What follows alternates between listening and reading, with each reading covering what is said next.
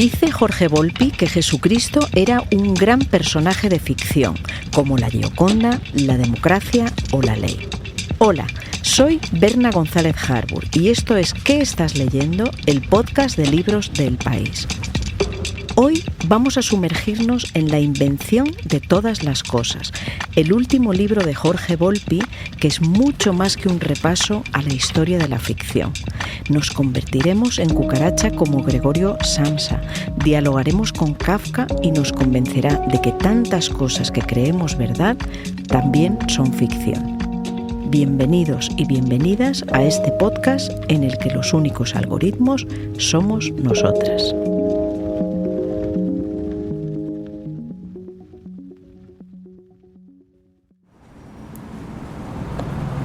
Buenos días. Buenos días. Like your grandma? No, I know my grandma.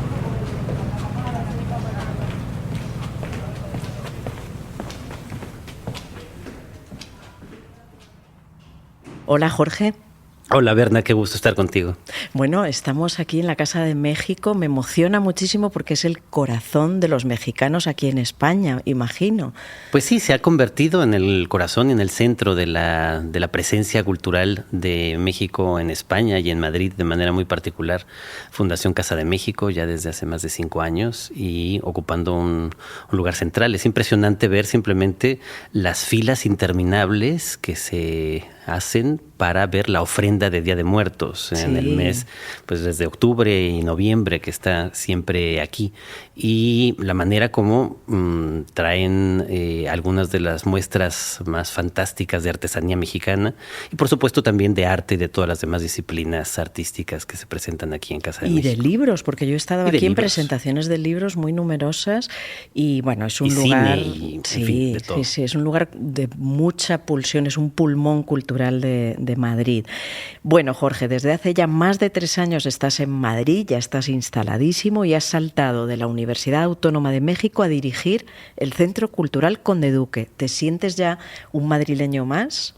Sí, bueno, en esta temporada llevo 3 años y había vivido 1 año y medio también anteriormente en Madrid y es mi 4ª vez viviendo en España. Yo había estudiado el doctorado en Salamanca, donde viví 3 años, luego viví 1 año en San Sebastián. Y esta es ya esa 2ª vez en Madrid. Y sí, es una ciudad que me parece fantástica, fascinante. Y estoy muy contento de vivir aquí y ahora de trabajar también para Madrid.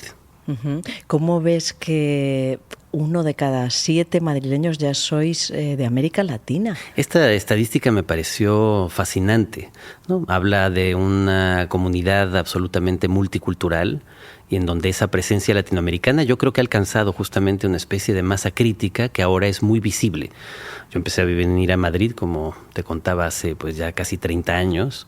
Y la manera como ahora lo latinoamericano, lo hispanoamericano se ve en todas partes, en todos los sentidos en Madrid, no solamente como en otros momentos en trabajos de cuidados o de camareros, sino ahora ahí, pero también estudiantes, artistas, profesionales, dándole una nueva vida a esta ciudad que se vuelve aún más rica así con la presencia latinoamericana. Y tanto, voy a decir a los oyentes que estamos aquí con Jorge Volpi, como oís, mexicano, y con Camilo Iriarte, nuestro sonidista, que es colombiano.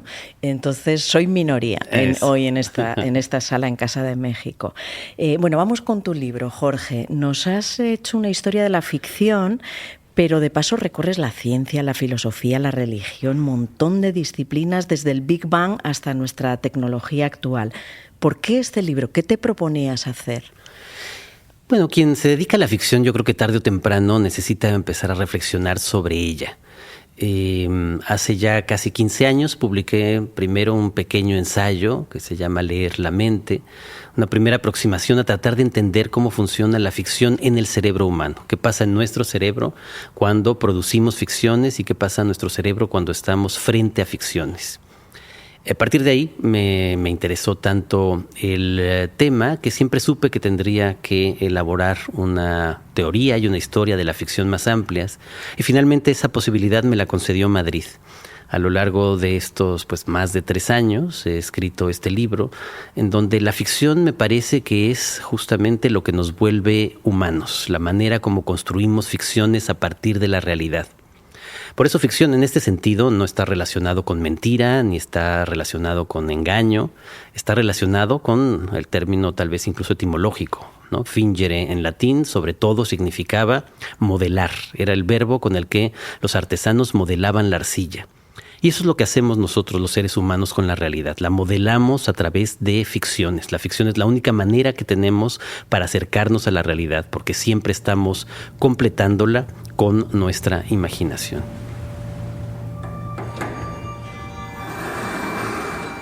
Don Quijote y Lear son criaturas fronterizas entre la vida y la muerte, la lucidez y la locura. Entre una época que no acaba y otra que se resiste a comenzar. Ruinas del pasado y heraldos del futuro. El primero anhela un pretérito caballeresco y el distante amor de su dama, tanto como el segundo su condición de soberano y la devoción de las suyas. Y ambos sufren, sobre todo, una pérdida. Dos ficciones pretéritas a las que resulta imposible retornar.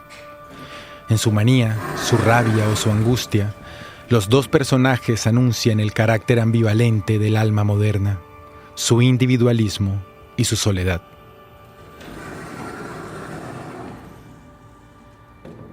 Me has dejado muy confundida con tu libro. Te aseguro que, por ejemplo, ahora mismo tú y yo parece que estamos aquí, Claro. pero después de leer tu libro no estoy tan segura, porque nos sitúas ante tantas situaciones que vivimos y que después narramos y que después haremos este podcast, lo editará Camilo, como he citado, lo publicará El País. ¿Será verdad que hemos estado aquí o será ficción? Bueno, yo creo, como la mayor parte de los pensadores o filósofos o neurocientíficos, que la realidad existe.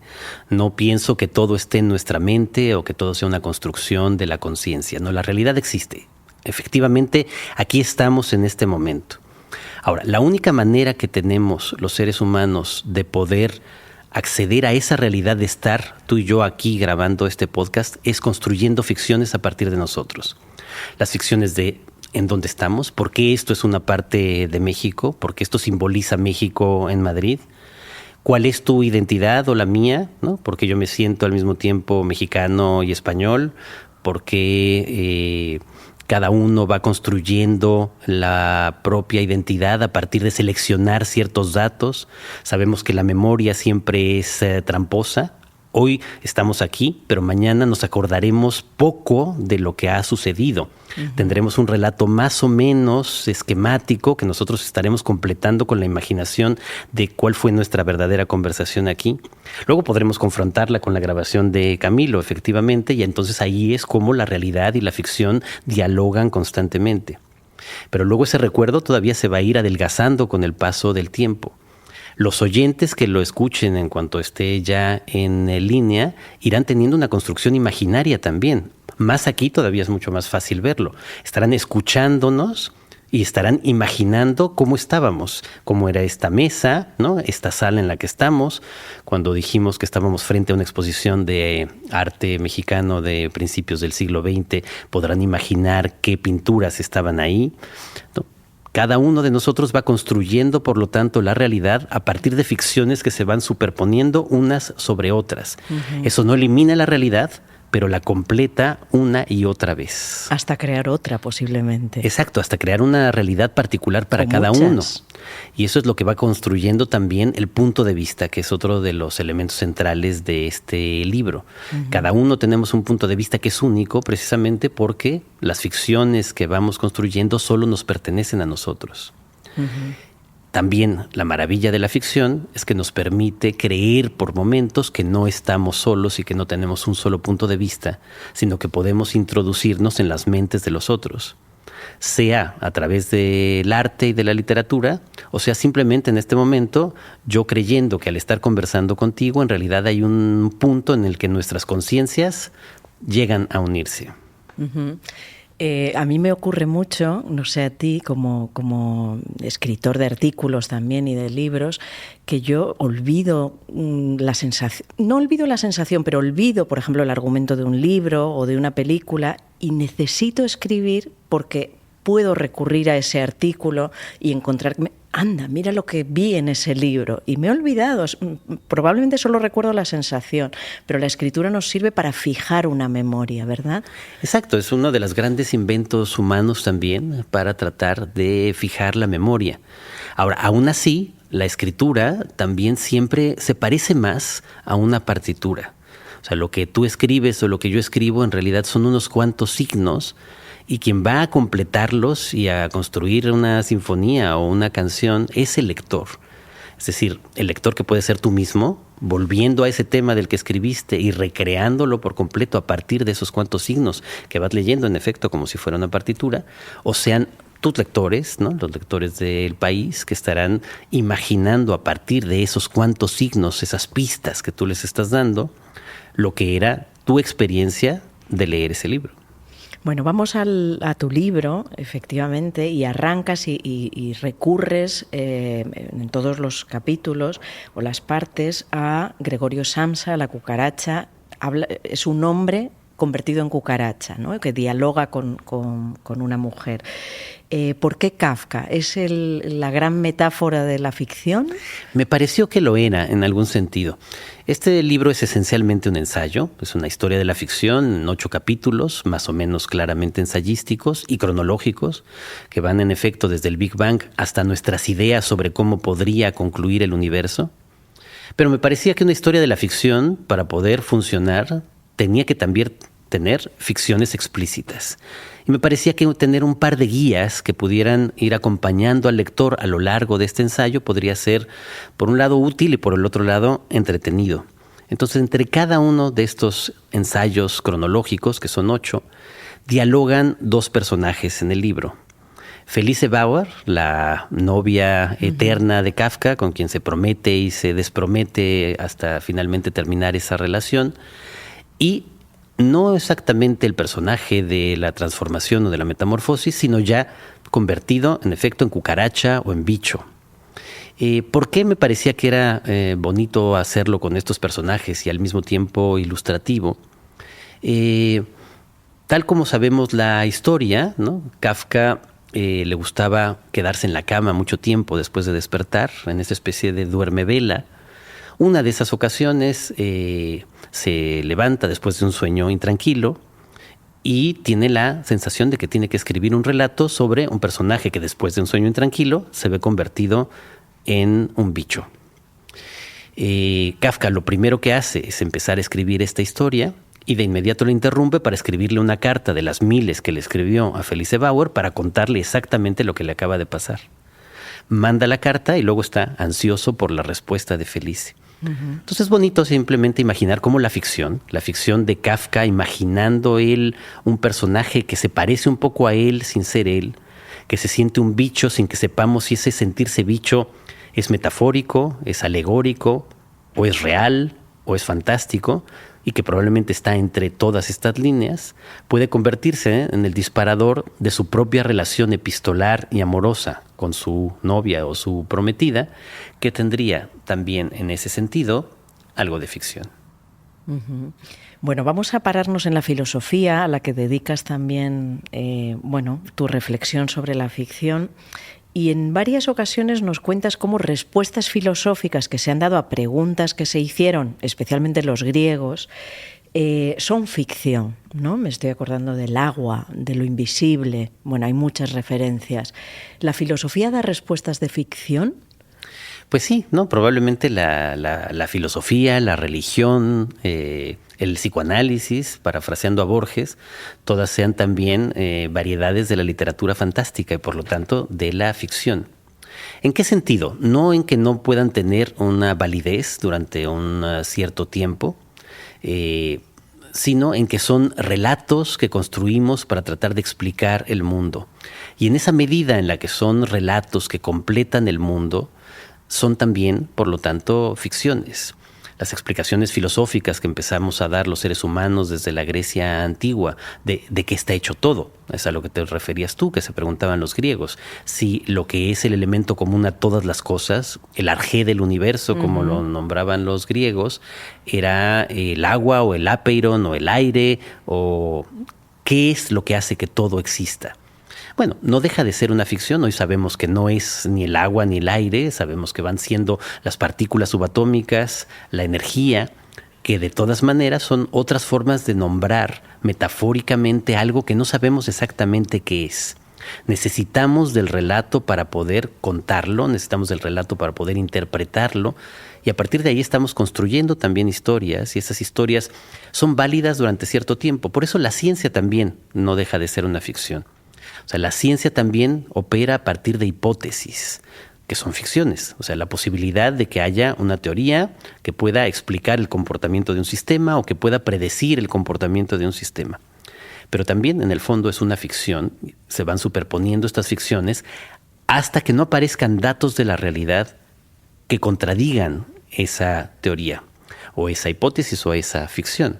Cuando la contradice hay que desecharla y pasar a una siguiente que sí tenga un mayor poder de explicación o de predicción. Por lo tanto, incluso la ciencia se va construyendo a partir de ficciones. ¿Y qué decir de la religión, no? Lo has mencionado, pero eres muy claro al decir Jesucristo es el mayor personaje de ficción o es uno de los mayores personajes de ficción. Háblanos un poquito de esto. Pues sí, todavía Jesucristo más que otros personajes como Mahoma, porque sabemos en realidad mucho menos de él. Finalmente, los primeros textos que han llegado hasta nosotros que refieren su vida son de varios años después de su muerte. Y entonces, a partir de ahí, entre la memoria, la necesidad de construir al personaje como primero un enviado de Dios en la tradición judía, como un Mesías en esa tradición, con esas derivaciones que probablemente venían del mundo esenio, hasta la ficción que lo convierte literalmente primero en hijo de Dios y luego en una parte de Dios mismo, pues vamos viendo justamente esa construcción de un personaje ficcional. Y eso pasa en realidad con todas las religiones. O sea, la religión finalmente lo que intenta es construir grandes ficciones que nos expliquen todo, nos den un poco de certezas, nos hagan sentirnos menos abandonados en la incertidumbre del universo. Pero también, como otra buena cantidad de ficciones, son instrumentos de control social. Casi todas las religiones, como buena parte de las ficciones que nos hemos dado los seres humanos, están hechas para asegurar la inequitativa distribución del poder que existe en las sociedades humanas, por lo menos desde que somos sedentarios. Los seres humanos somos los primates más violentos y los más cooperativos. Somos mucho más violentos que los chimpancés o los bonobos, nuestros parientes más cercanos, pero también mucho más cooperativos. Y las ficciones que construimos los seres humanos siempre van en esos dos lados. Ficciones que están hechas para justificar la violencia, para justificar la discriminación, para justificar guerras, genocidios. Y están esas otras ficciones que para lo que sirven es para tratar de asentar nuestro carácter más cooperativo, más pacífico, más comunitario. Y esas siempre han estado en pugna.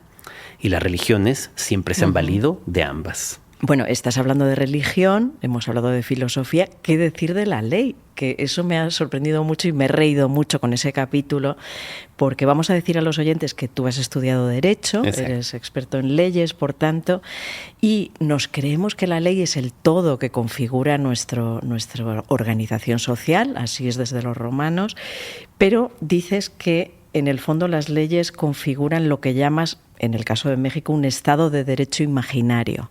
¿Es realmente una ficción también la ley? Claro, también el derecho y la ley funciona a partir de ficciones.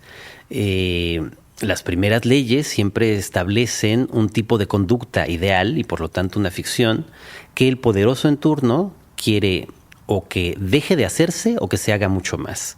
Y a partir de ahí van sanciones o premios y consecuencias jurídicas a partir simplemente de una ficción.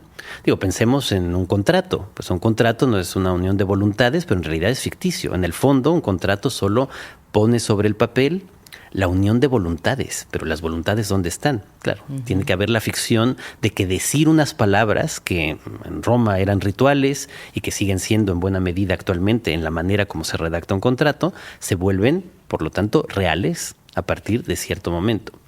Los delitos, ¿no? Pensamos que el delito es algo que existe como si fuera una realidad y no. El delito también es una conducta ficticia que queremos que los miembros de esa sociedad no practiquen y por lo tanto le asignamos una sanción ficticia. Y ya es el individuo, viendo esa ficción, quien debe decidir si vale la pena arriesgarse a robar o no, a partir de la sanción que está ahí establecida como ficción que le puede terminar cayendo a él. Ahora, mucho más grave, viéndolo desde un punto de vista político, lo menciono en el libro, son sociedades como la mexicana, ¿no?, mi país, en donde, por ejemplo, en el área penal tenemos cientos, miles de ordenamientos jurídicos, de leyes, de normas, de procedimientos, y en realidad ninguno funciona. Estudiar Derecho fue para mí un error histórico. Mis primeros cursos no pudieron resultarme más grises y anodinos. Transité por una sucesión de materias insufribles: derecho administrativo, laboral, procesal o fiscal, impartidas por profesores que nos obligaban a memorizar cientos de artículos plagados de inconsistencias. En México, el partido oficial se había empeñado en redactar miles de normas a sabiendas de que aquella maraña jamás iba a trasladarse a la realidad. Vivíamos, y lo seguimos haciendo, en un estado de derecho imaginario, donde cualquiera puede conculcar sus principios si posee cierta dosis de poder o de dinero. Como en tantas otras partes, en México, las leyes no garantizan la justicia, sino la impunidad. En México, la impunidad es del 99.5%. O sea, el 99.5% de los delitos que se denuncian no se resuelven. Bueno, si estamos hablando de ese índice de impunidad tan alto, significa que en realidad es una justicia ficticia, que la justicia realmente no existe en México. Esto es un hecho y, digamos, los datos están ahí para comprobarlo, porque, insisto, la realidad está, la realidad te proporciona información y datos y ahí está. El diagnóstico, por ejemplo, de este gobierno, del gobierno primero de López Obrador y luego de Claudia Sheinbaum, era correcto, de que la justicia, por ejemplo, no funcionaba, pero crearon una reforma al sistema de justicia que incluso, en vez de mejorarla, todavía la va a empeorar un poco más. Increíble. Bueno, como oís, oyentes, Jorge Volpi aborda tantos temas en su libro, en La invención de todas las cosas, que hemos abordado: la religión, la ideología, el pensamiento, la ciencia, también el arte. Por ejemplo, nos cuenta cómo la Gioconda también es una ficción, porque creemos ver una conciencia que nos mira y es un lienzo con una mujer, ¿no? O la democracia misma. No vamos a extendernos ahora en todas las cosas porque tenéis que leer el libro, que merece muchísimo la pena, pero sí quiero preguntarte, Jorge, ¿cuántos libros hay detrás de tu libro? Son las lecturas de toda una vida, imagino. Exacto, este libro probablemente sea eso, el libro que condensa todas las lecturas que he hecho a lo largo de mi vida, por lo menos desde que empecé a leer por gusto cuando tenía 12 años. Ahí están ya, en ese momento leí Cosmos de Carl Sagan, que es una inspiración directa de este libro, o leí por primera vez por gusto los cuentos de Edgar Allan Poe, que me llevaron hacia la literatura. Creo que desde ahí hasta hoy, este libro intenta condensar también esos tantos otros libros que me han ido formando en el camino. Y ya el libro mismo, desde que lo inicié hace, casi 4 años, para mí suponía un programa de escritura, pero también un programa de lectura y de relectura, ¿no? De todos esos libros que ya había leído y que estaban presentes también para contar todas estas historias, esta historia de la humanidad a través de la ficción, o para releer, o para encontrar textos que no había tenido ocasión de leer anteriormente y que también fueron un nuevo descubrimiento. Uh-huh. ¿Y cuáles son tus grandes referentes? O sea, has citado ahora el inicio con Carl Sagan y Allan Poe. ¿Qué vino después? ¿Cuál es el recorrido de tus referentes en grandes líneas? A ver, en grandes líneas empieza con esos autores tan disímbolos, ¿no? Un científico y un escritor. Y yo creo que a partir de ahí esa obsesión mía por unir ciencia y arte, que está muy presente en todos los libros que he escrito, que está muy presente también el trabajo como gestor que hago, ¿no? Uh-huh. Tratar de unir ciencia con arte, yo creo que viene incluso desde ahí. Lo siguiente fue una etapa en la que me apasioné por la historia de la Edad Media y entonces quise imaginar que iba a convertirme en medievalista. Imaginé incluso que iba a escribir una enciclopedia de la Edad Media. El primer texto que escribí conscientemente fue un prólogo para esa enciclopedia. Yo tenía 13 años y ese ya era un texto de ficción porque es un prólogo absurdo de un adolescente de 13 años para una enciclopedia inexistente sobre la Edad Media. Pero hizo que aparecieran otros referentes entonces para mí, de los cuales diría que la Divina Comedia podría ser quizá el centro de esas lecturas medievales que fueron muchísimas en esos años de adolescencia. El siguiente punto que para mí es clave es haber encontrado a los 15, o sea, 2 años después de esto, un poco el antídoto de la Divina Comedia o del mundo cristiano de la Edad Media fue Nietzsche. Haber leído Nietzsche, atentos, exacto, todos haber leído todas. Nietzsche, así hablaba Zaratustra, y luego prácticamente todo Nietzsche a partir de entonces, entre los 15 y los 17, cambió radicalmente mi manera de entender el mundo y las cosas. De hecho, me hizo consciente... O sea, ya tenías una mirada del mundo a los 15 años para cambiarla a través de Nietzsche. Es una etapa para mí crucial en la vida. A los 15 años remitió el asma que tuve durante toda mi infancia y que fue una carga que siempre pesó sobre mí durante todos esos años. Y a los 15 desapareció. A los 15 encontré a Nietzsche y al encontrar a Nietzsche dejé de creer en Dios y me di cuenta, gracias a Nietzsche, de que la religión era una ficción. Por eso es tan importante también en mi camino. Es una lectura que luego algunos hacen en la adolescencia y luego piensan que se cura la lectura de Nietzsche. Yo ahora, para la invención de todas las cosas, volví a leer Así hablaba Zaratustra, que no había vuelto a leer desde los 15 y me volvió a encantar. Es decir, me volví a reconocer en esa especie de parábola extrañísima de Nietzsche para tratar de desmontar lo que significan los evangelios con una especie de falso evangelio sobre Zaratustra. Pero bueno, sin ir más lejos, sí, Nietzsche a los 15 vuelve a ser un referente claro. Y luego a los 16, 17, encuentro en la escuela a los que van a ser mis grandes amigos y escritores, Eloy Urroz e Ignacio Padilla que murió hace unos años en un accidente de coche. Y ellos son los que me llevan de todo esto a la literatura ya de manera consciente. Entonces, los siguientes referentes son los grandes escritores latinoamericanos que leí en esos años con ellos, al mismo tiempo discutiéndolo con ellos. Desde Octavio Paz y Juan Rulfo, en el caso mexicano, hasta todos los grandes autores del boom, García Márquez, Fuentes, Vargas Llosa, Cortázar, etcétera.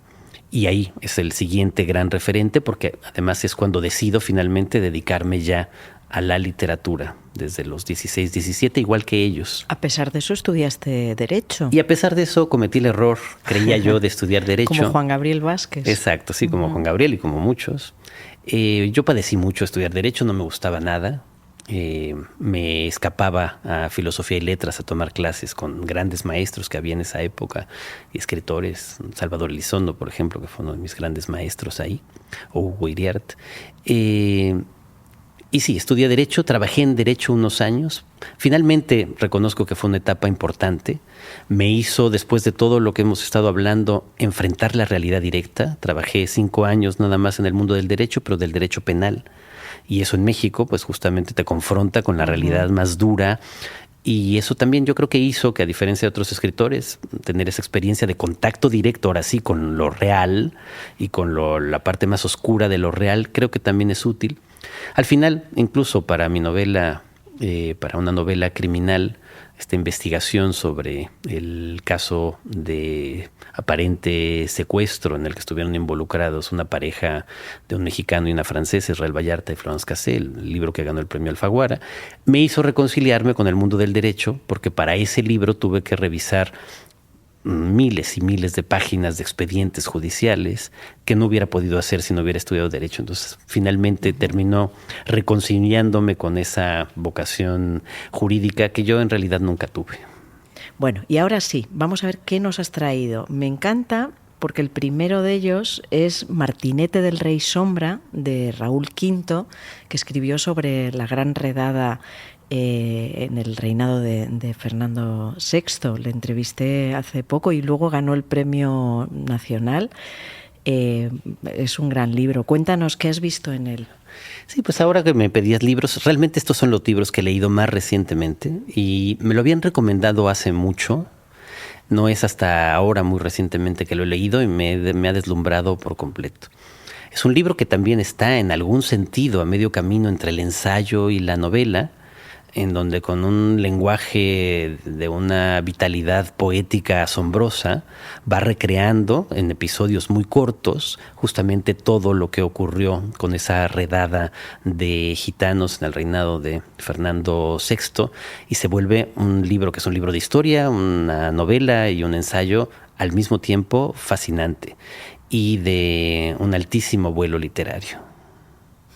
¿No te parece interesante ahí cuando habla de esa gran exclusión que hubo? Quitaron a todos los gitanos la misma noche, miles de gitanos los encerraron en diversos cárceles y puntos de España para aislarlos del resto de los mortales. ¿No te trae a la memoria lo que está pasando con la deportación que quiere Trump de los hispanos en Estados Unidos? Por supuesto, este libro, por supuesto, vuelve a hacer referencia para tantas veces que han ocurrido este tipo de situaciones, para todos los pogromos que hubo de judíos en Europa del Este y en Rusia, para lo que terminará derivando en el Holocausto durante la Segunda Guerra Mundial. Pero ahora estamos viviendo algo muy semejante, y lo estamos viviendo tanto en Europa como en Estados Unidos.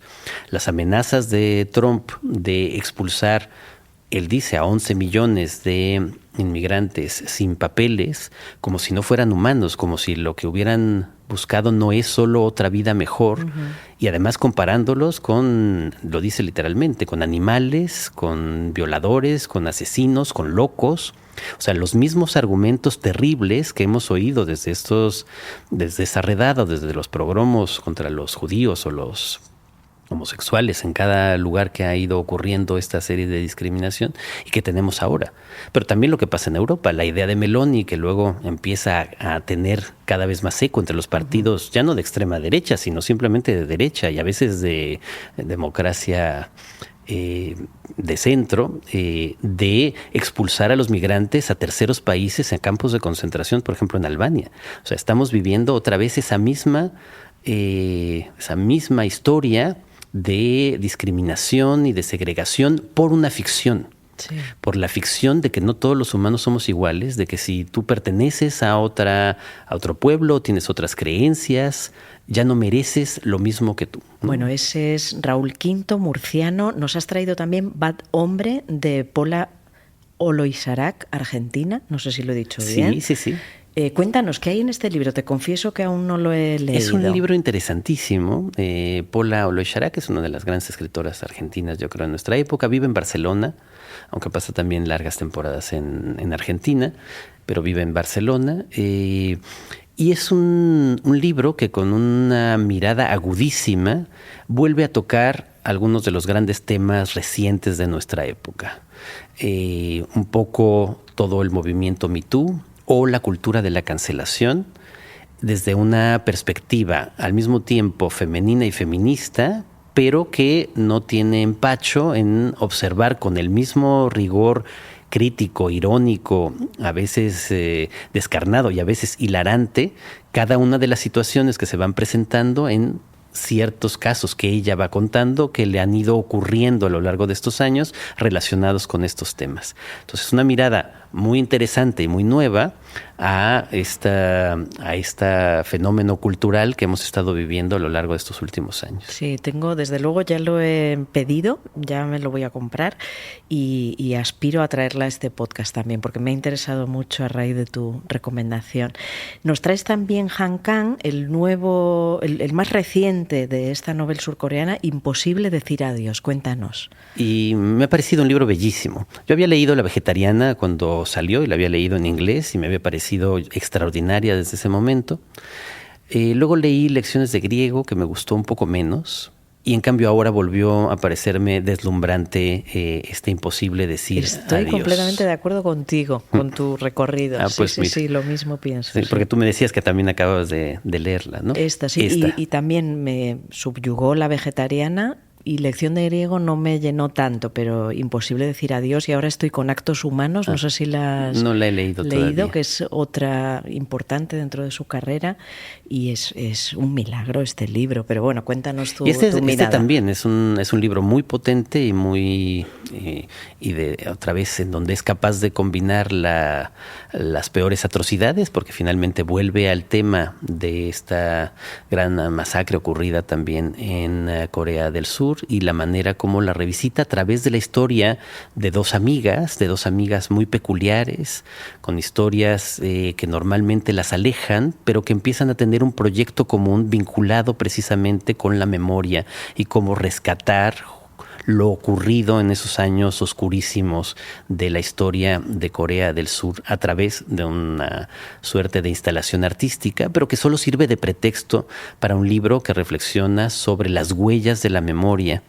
Y no deja de hacerlo además con un lenguaje realmente muy sutil, muy delicado y muy brillante, en donde lo que refulge todo el tiempo es la nieve y el frío, y la manera de contar justamente ese traslado de la frialdad que sufren las dos protagonistas, y cómo esa frialdad se va desapareciendo para poder llegar a ese meollo final en el que por fin uno es capaz de confrontar el pasado y las preguntas que el pasado atroz nos trae el presente. Es fascinante, y otra vez es un tema central para nuestra época, para lo que se discute en España todos los días respecto a cómo lidiar con el pasado, a lo que en toda América Latina también estamos constantemente haciendo sobre nuestras etapas autoritarias, dictatoriales, o hasta llegar incluso a la colonia. Es decir, cómo se puede revisitar el pasado, volverlo presente y tratar de que eso sane. Sí, saltamos de nuevo a España porque nos quieres hablar de Juan Mayorga, de este dramaturgo impresionante que tenemos la suerte de tener, y concretamente del libro Fedra e Cuba. Cuéntanos. Este es el libro más reciente que ha sido publicado de Juan Mayorga, pero no de dos obras de teatro recientes, son más bien dos obras de teatro, digamos, de ya hace unos cuantos años, ambas presentadas en el Festival de Teatro Clásico de Mérida. Versiones de él, tanto de Fedra como de Cuba, fascinantes. Yo cada vez leo más teatro porque también cada vez escribo más teatro, y también otra vez me voy a dedicar, ya lo he hecho en el pasado y es una de las cosas que más me gusta hacer, a programar teatro.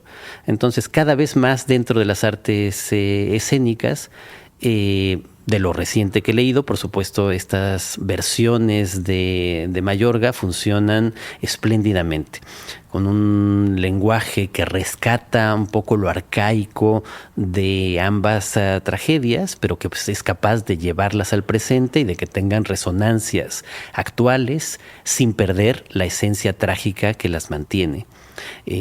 Dos mujeres muy poderosas en dos contextos que son particularmente adversos a las mujeres, tanto con Fedra como con Cuba, y creo que el texto mismo, independientemente de cómo hayan sido las puestas originales, funciona muy bien para ser leído.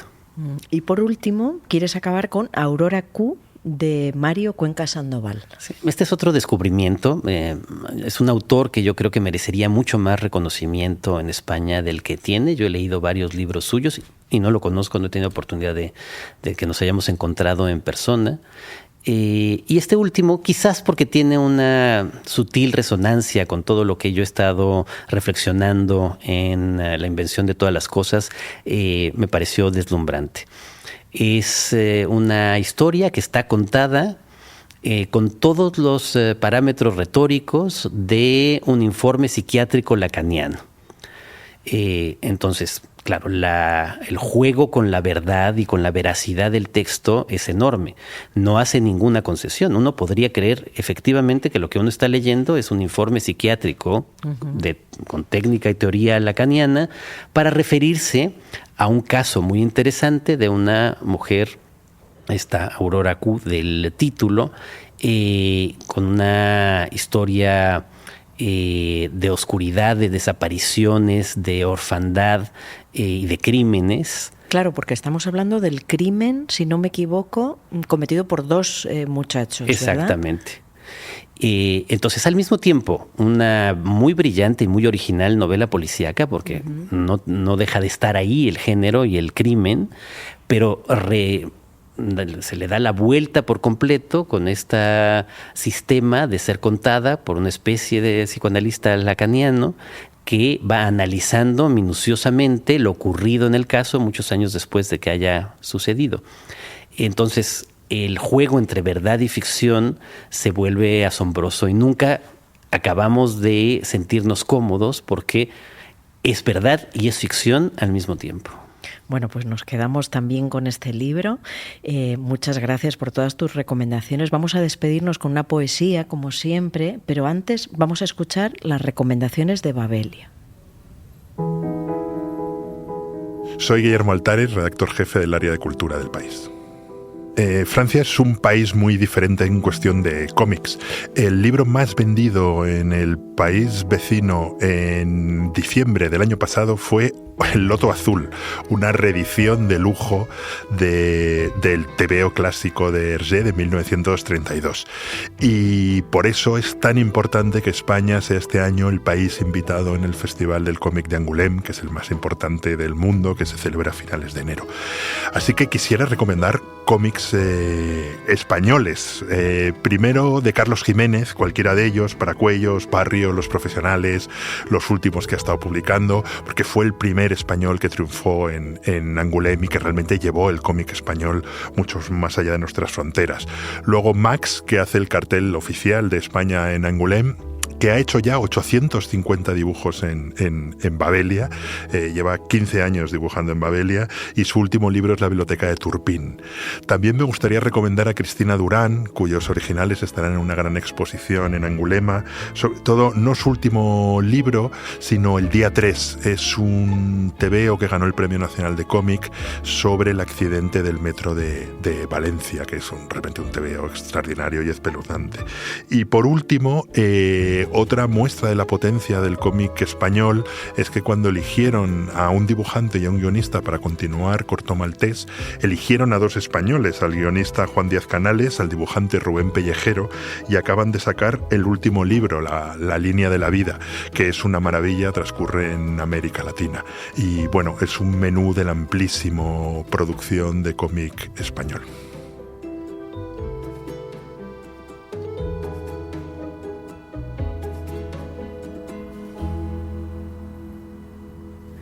He elegido unos versos de Octavio Paz. Justamente ahora en lo que estoy trabajando es en una obra de teatro sobre la poesía amorosa de Paz, que se estrenará aquí en Madrid en octubre. Y este es un poema de Paz que resume también nuestra condición de ser ficciones y de ser escritura nosotros mismos.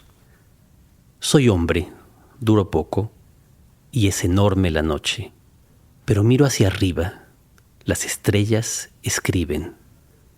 Sin entender, comprendo. También soy escritura, y en este mismo instante alguien me deletrea.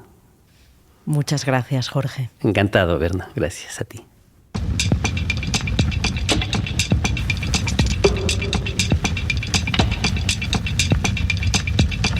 ¿Qué estás leyendo? Es el podcast de libros de El País. Lo presenta y edita Berna González Harbour, con dirección de Silvia Cruz La Peña, la edición de Ana Rivera y el diseño de sonido de Camilo Iriarte.